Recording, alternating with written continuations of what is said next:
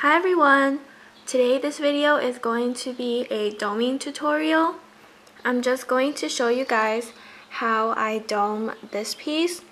As you can see, it's not shiny in the front, so I'll be doming that. I actually showed this piece in my resin update, maybe in resin update 2, and it wasn't shiny, so I've been meaning to dome this and I haven't gotten the chance.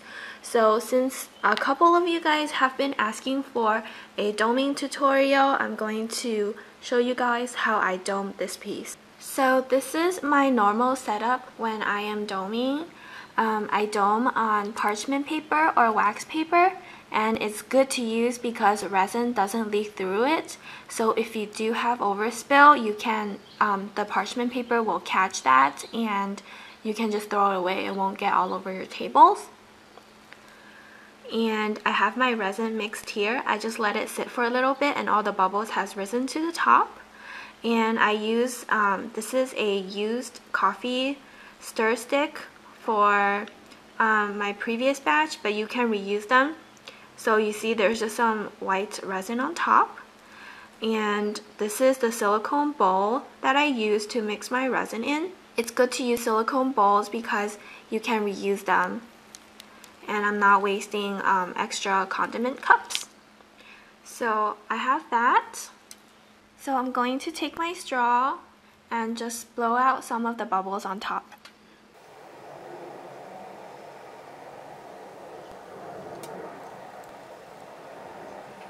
And just by simply blowing it with a straw, it gets rid of a lot of the bubbles on the surface. The resin that I use for doming is this Envirotex Light. It is a pretty thick resin. It's a lot thicker than Easy Cast, so it does create more bubbles. But since it is thicker, it's not as runny, so you won't have a problem of overspill as easily. So what I do is I take my popsicle stick and I just dip it in and I get some resin and I put it right on top of the piece. You can also pour, but I find that this way is safer, so you won't get overspill as easily, but it is slower, which I don't mind.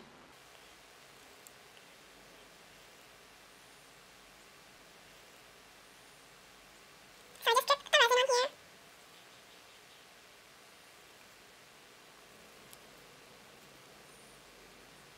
And when I'm doing this, I always tell myself like less is more, because if you put too much it will spill and that's just going to ruin your piece. So I'd rather have a very thin dome than a really thick dome that will mess up the piece. And then what I'm going to do is I just take my popsicle stick or my coffee stir stick and I just spread the resin around.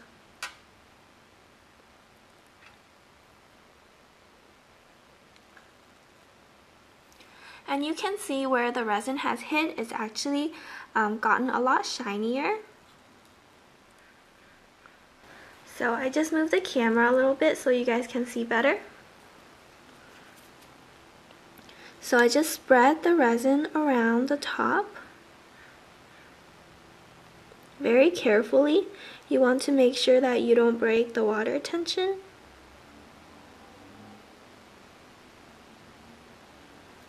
And I just drag the resin around the side of where I want to dome.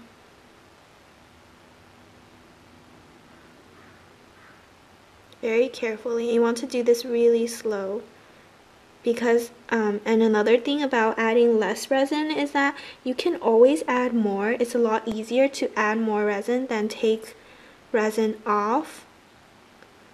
So I just go around the sides. So you guys can see from this point that you can see the glare very clearly if you look at your eye level to the resin piece, and you can just rotate it and see where it's shiny and where it's not and make sure that it is even. And this is just what I do to check that I don't have a bald spot that I forgot to dome. That has happened before. So you can see like this how thick the dome is. And this is good enough for me because this piece is already pretty thick. All I wanted to do was just glaze it to add a little shine. So this piece is pretty much done. And what I'm going to do is put this on the side over here, and I'm going to cover it with just a condiment cup. I'm just covering it like that, so there's no lint or no dust. So I'm going to leave that piece there while I dome my other pieces, and I will come back and give you guys another update. Hey guys! Now I'm going to show you guys how I dome the back. So this is the piece that I'll be doming. It's my Cinderella piece that I showed in my previous update, and I'm just going to dome the back of it with white. So here I have my resin that's been colored white with the, I use the Cast and Craft color pigment. So I have it all mixed and it's white right here. And I'm just going to take my straw and blow out some of the bubbles on the surface.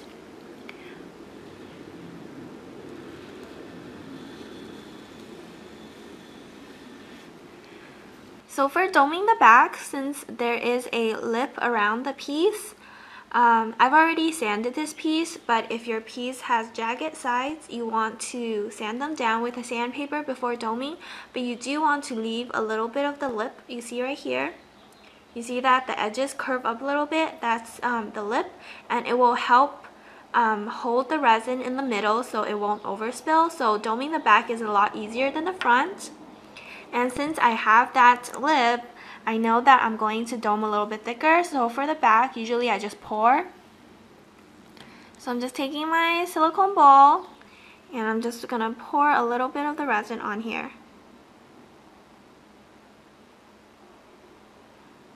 And that's about good enough. And I'm just going to scrape the excess back into the ball. And then with the popsicle stick or my coffee stir stick, I just spread it all around to make sure that all the edges are covered.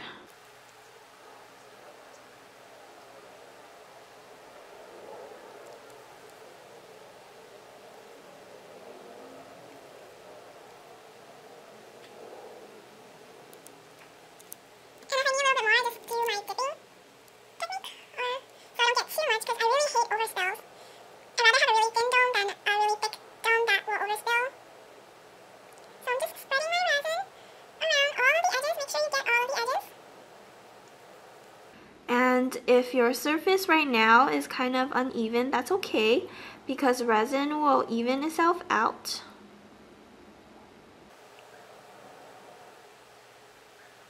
I just want to make sure I get all the edges so it will look very even when it dries. Make sure there's no bald spots, especially on the corners. And now for this piece, I'm just going to set it aside with my other domed piece, and I'm going to cover it with just this plastic case that I have.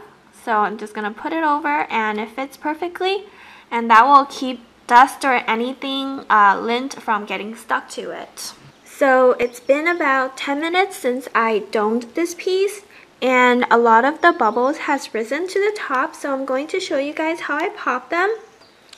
And what I use is a lighter, this long neck lighter gun, and I just turn it on and I wave the flame over the piece. And that will get rid of all the bubbles. I don't know if you can see the bubbles popping, but it just gets rid of the bubbles really easily. And I just wave it over the piece and I'm done. And I will come back maybe 20 minutes later to do it again, just in case more bubbles has rise to the top. And I'm going to cover my piece again to prevent any lint from getting in. So this is the end to this resin doming tutorial. I hope you guys find it helpful. If you have any other questions or questions about mixing resin, what kinds of resin I use, just leave your questions in the comment box below and I will answer them. And if you want more videos or tutorials on anything, leave it in the comment box as well, and I will do my best to make that happen. So thank you guys for watching and have a great day.